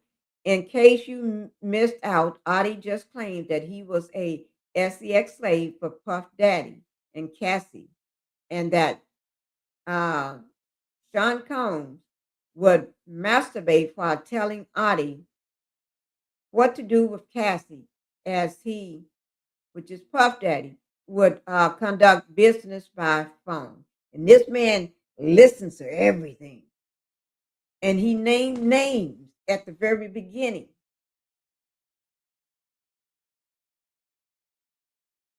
And then he's going to talk about the drug distribution also. And Christopher Leon's here was my attorney. They asked me to turn in that, which was the video recording, and I did so. They gave it back to me accidentally, and it's possible I threw everything out. It's possible I can produce a copy. Gotcha. It's possible. I'm not sure. Now, how does this lead to War Star Trump? Okay. The Mercedes family, Ben Mercedes, that works with Mark Geragos. Mark Geragos used to be Michael Jackson's attorney. Yeah, out in Los Angeles. Yeah. He had he drugged Michael Say the and name. they OD'd him, okay? He didn't overdose. They OD'd him because they keep the royalties of the music. Michael alone made $860 million alone last year, that? okay? Did y'all just hear that?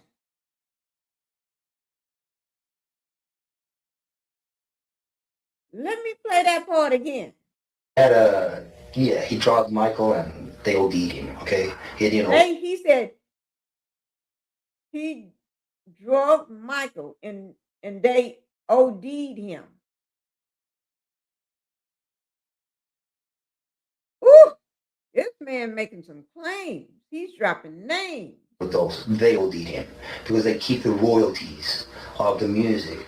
Michael alone made $860 million alone last year, okay, in 2017, which who keeps that royalty? The music companies. Who represents the media and entertainment in the United States? Most of them, Mercedes does. Kenny Mercedes, which is Gruber Mercedes child out of New York. Okay, so what they've been doing is they've been promoting a hate agenda against Trump. So people hate him, okay, because they know he is very alpha. Okay, very alpha in the sense that he likes money, he likes to make money, and he likes women, and they know they want to be famous in certain ways with Stormy, with other people, because they want him out of the government, okay? But it ain't happening because it's too smart for them. You understand what I'm saying? You're trying to, right? Don is intelligent. We have a similar type of intelligence and overview of things. The only thing is he's not seeing that Hillary is a distant cousin of his and Obama have a different plan for him.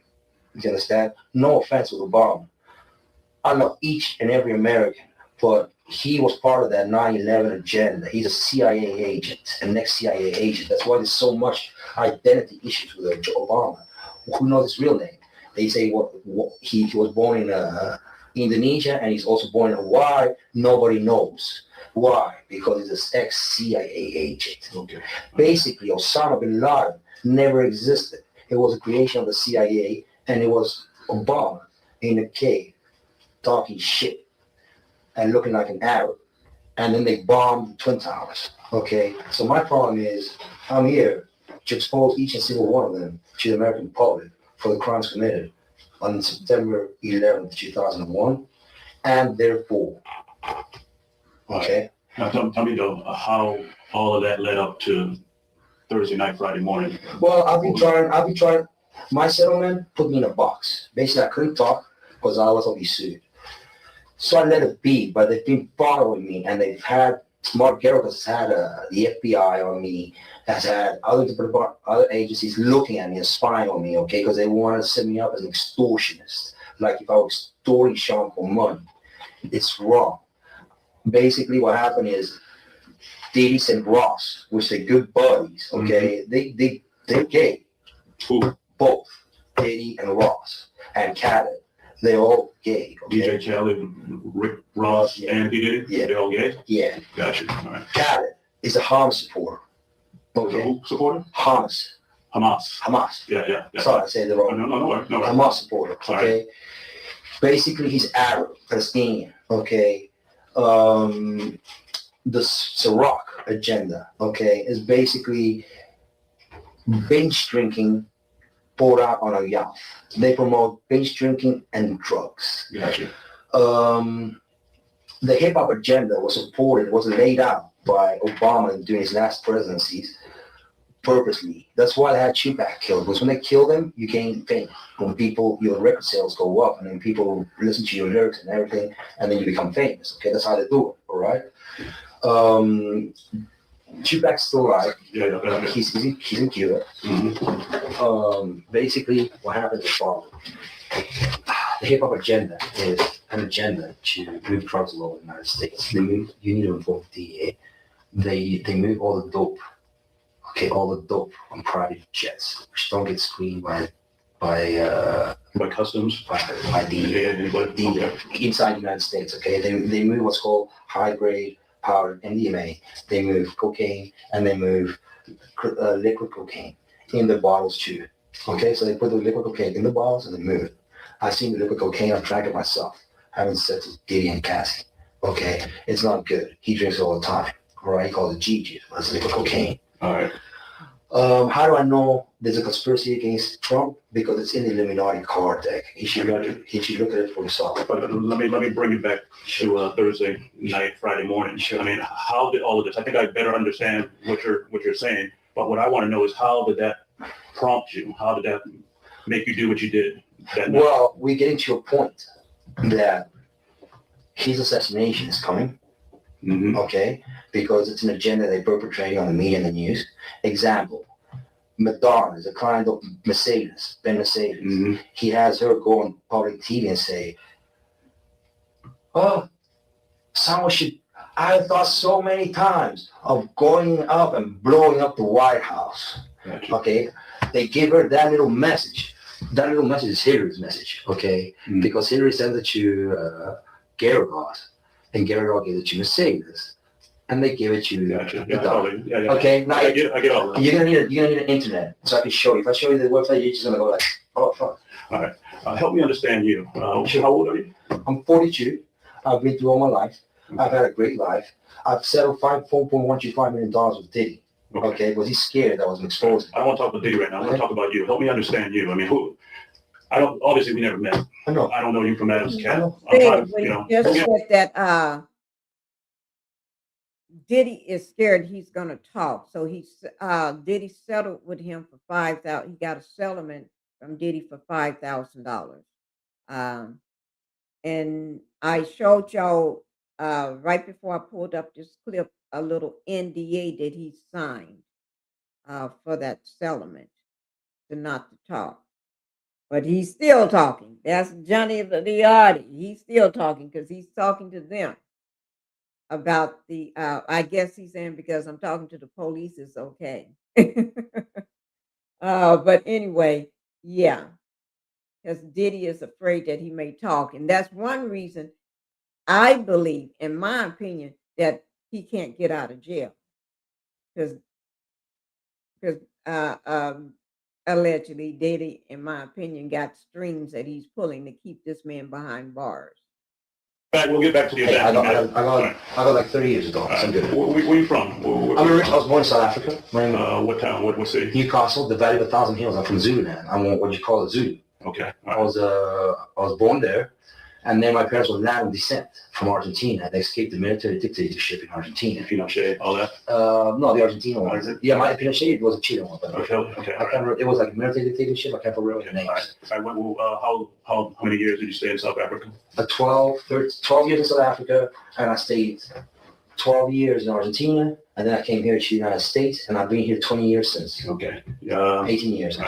Parents, so you got a mother and father? Dad came and visited me, died here of cancer, and mom went back home. I think I was visiting with with my sister in Europe. Okay. What year did your father pass away? 2 years ago. 2 years ago? Yeah. Okay. Did that have any effect on you? I mean, what was Not really. your I'm not, relationship like with your father? Well, I suffered a little child abuse when I was a kid. Okay. And I believe he's not my real dad, but it's okay, you know. All right. I sometimes, you know, maybe that's what he thought. I don't know. Okay. All right. And your mother, where's your mother right now? She's in I think in Argentina, traveling in Europe. Okay. What's your relationship like with her?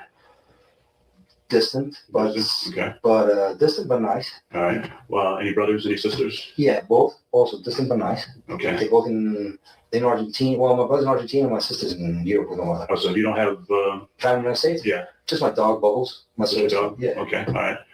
You're not married? You're single? I'm divorced. You're divorced? Yeah. Okay. My ex-wife is tired of trying one. I told her she's an attorney. She's an attorney? Yeah. Where she live? In Boca Raton. In Boca Raton? Yeah. Okay. Does she know anything about this? Have you talked to anybody? Yeah, she kind of knows. But what happened was they've been tapping me so much on phones for intelligence. I figured out how they tap their iPhones. Okay. And basically, it's on the way up. And I seen even Hillary, you know, they've been watching. Saying they've been that watching. his phone has been tapped by intelligence, local intelligence. His phone has been tapped. His wife is an attorney.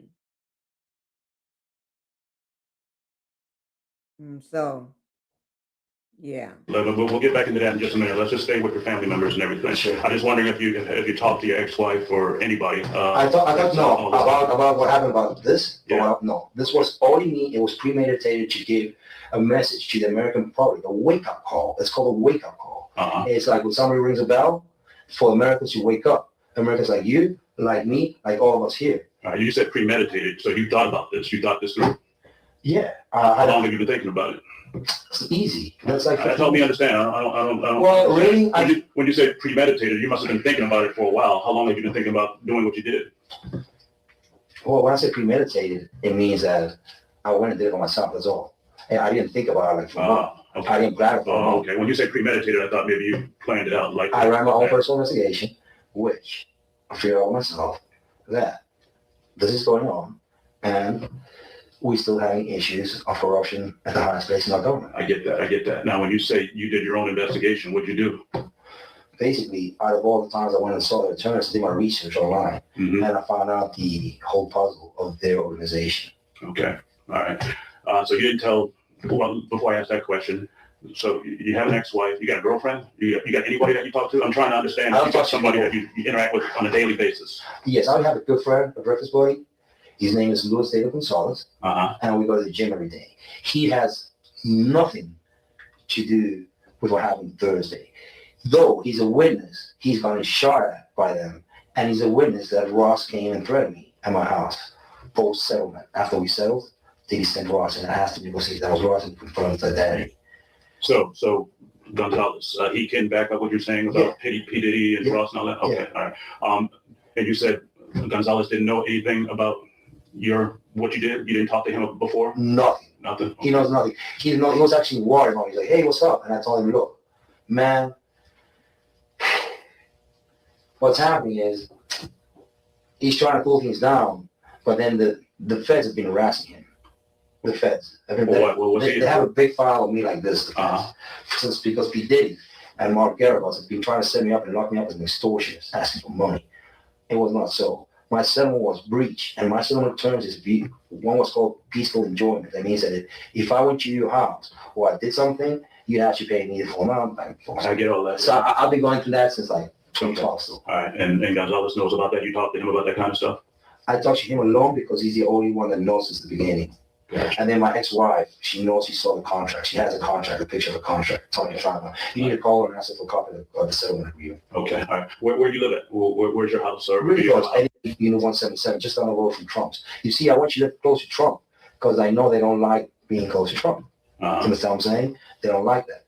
So that's why I want you Trump's. Okay, all right. You got a roommate? You live alone? Okay, all right. How do you get around? You got a car? Yeah, Jeep. You got a Jeep. It looks like a military Jeep. Okay. Where's that Jeep right now? Police have it in custody. Okay, all right. We'll get back to the Jeep in a minute. Tell me about your employment. What do you do for work right now? Okay, right now I'm sucking for I work with minerals and gemstones. With an old company called Pegasus Mineral Trading. Okay. That I inherited from my father. Previously, I've been. Well, before you go any further, do you have like an actual office someplace? Do you work from home? From home. Okay, so you pretty much like online. Yeah, business? but I get busy 2 seasons a year, like really busy. I get September and February, so it's like 15 days nonstop each one, and then it's like just slide it. Well, where I'm going with that is if you work from home, do you have a computer? Do you work on the telephone? How do you do business? What I did is I threw away everything I had because. Well, before you go, what is everything? What did you? When you say you threw away everything, what's that? My documents, everything I had, because I know they've been trying to follow me, and I just don't want my personal info getting, you know. I got you. No, I think I understand, but I mean, what I'm trying to understand is how can you have a business and not have a computer or work the phone? Oh, I had it. I just threw them away the same day. I threw it all away. You threw what away? My computers and everything. Well, what are you throwing away at? The garbage. And your garbage? Yeah, because they've been spying on me through that. They spy you through your computer, through your iPhone.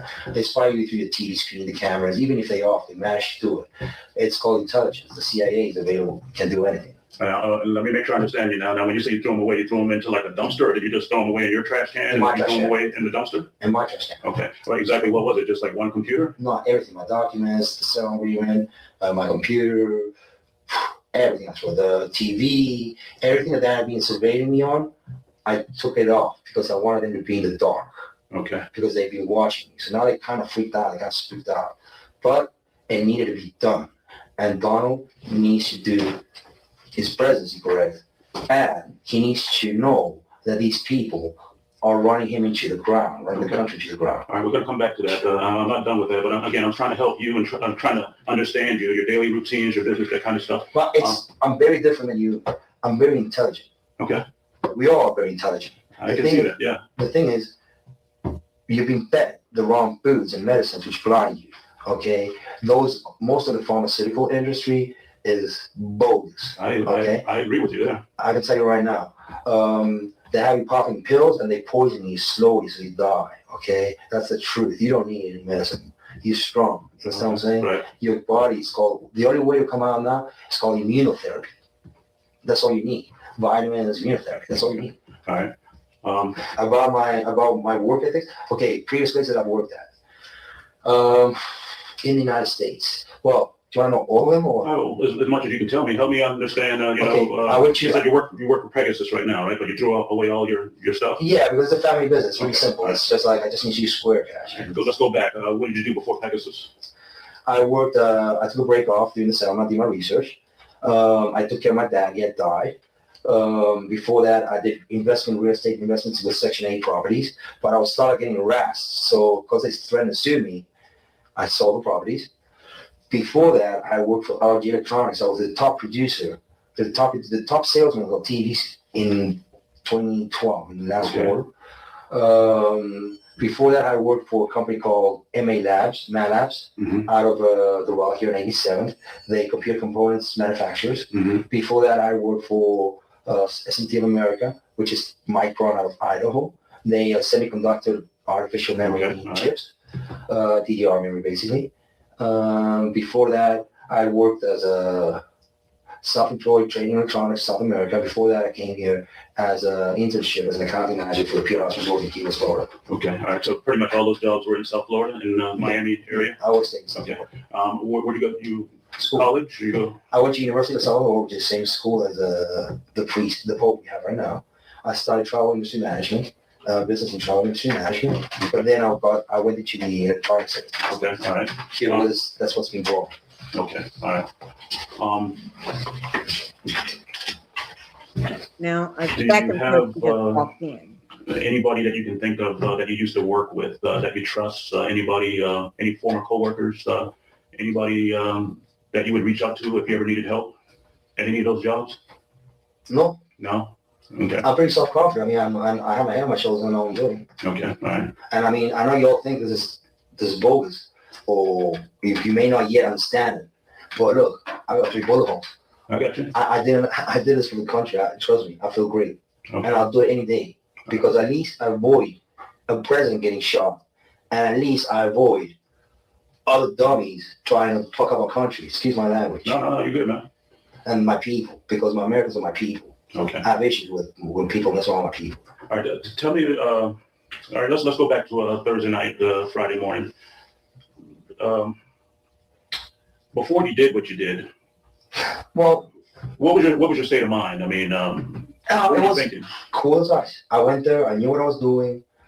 It's not like I didn't know what I was doing. I knew what I was doing, and my point was, take down the flag and put it in the front desk and call the police, shoot the chandelier to tell them to stop getting Saudi Arabia money. All right. That's all, because Obama is behind him. So is Hillary. Okay, so he's got to stop taking the Arabian money because he's letting everything slide. He's letting Obama stand right behind him, and so Hillary. And he knows who they are. Mm-hmm. He knows who they are. So does the CIA. Maybe the Secret Service doesn't because you all work for the president, correct? Right. You only work for the president.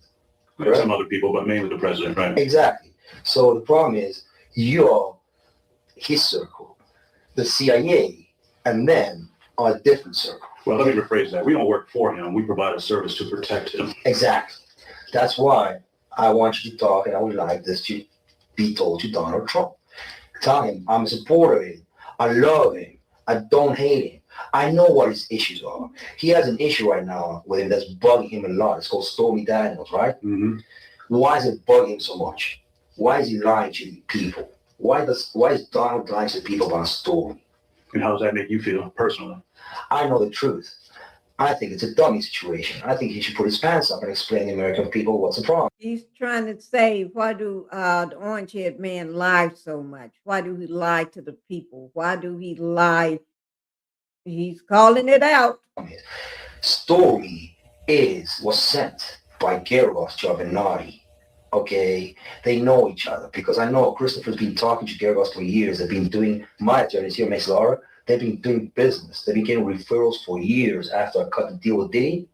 They made friends and they be doing deals. And they threw me into the feds for conspiracy of something I had not done. I was claiming breach of settlement.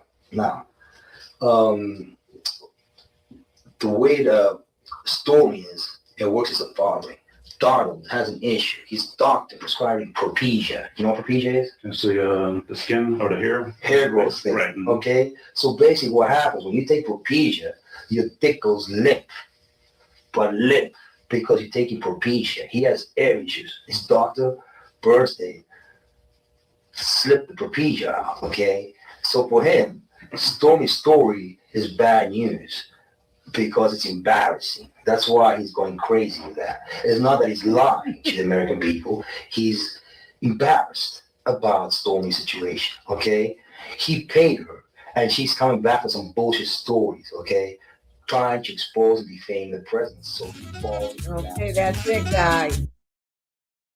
That's it. It's to be continued, but that's another part, okay? And we're not going into that other part right now.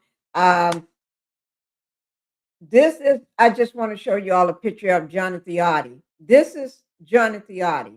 This is what he looked like before he got put in jail and been spending that time in jail and everything. The man is buff, big and buff. And you see why Diddy took a liking to him and wanted to have him. He was their SEX slave. Okay? The man was buff. Okay? But we're getting ready to go over to Melanie Cherie's live. This is her Maker Live. I'll be there, guys. I'll be joining that live, so I'll see you all there. And I really wanted to make sure we get in that Jonathan Oddi story. That was very important to me for us to get that story in. Then next time we'll finish up with those court docs. I didn't have time for everything. I gave y'all what I thought was most important, some of the stuff that's important. All right. And we're going to go ahead and go over there, and I'll see you all there. And when you see me there, shout out. Make sure we have fun. All right. Thank you, guys. Love you. And you see, I already got my Melanie They're not like us. All right. All right. Thank you, guys. Bye-bye. And you all make sure, let's have fun, okay? Let's be respectful and let's have a lot of fun. I guess I look here, look there, over where am I scared?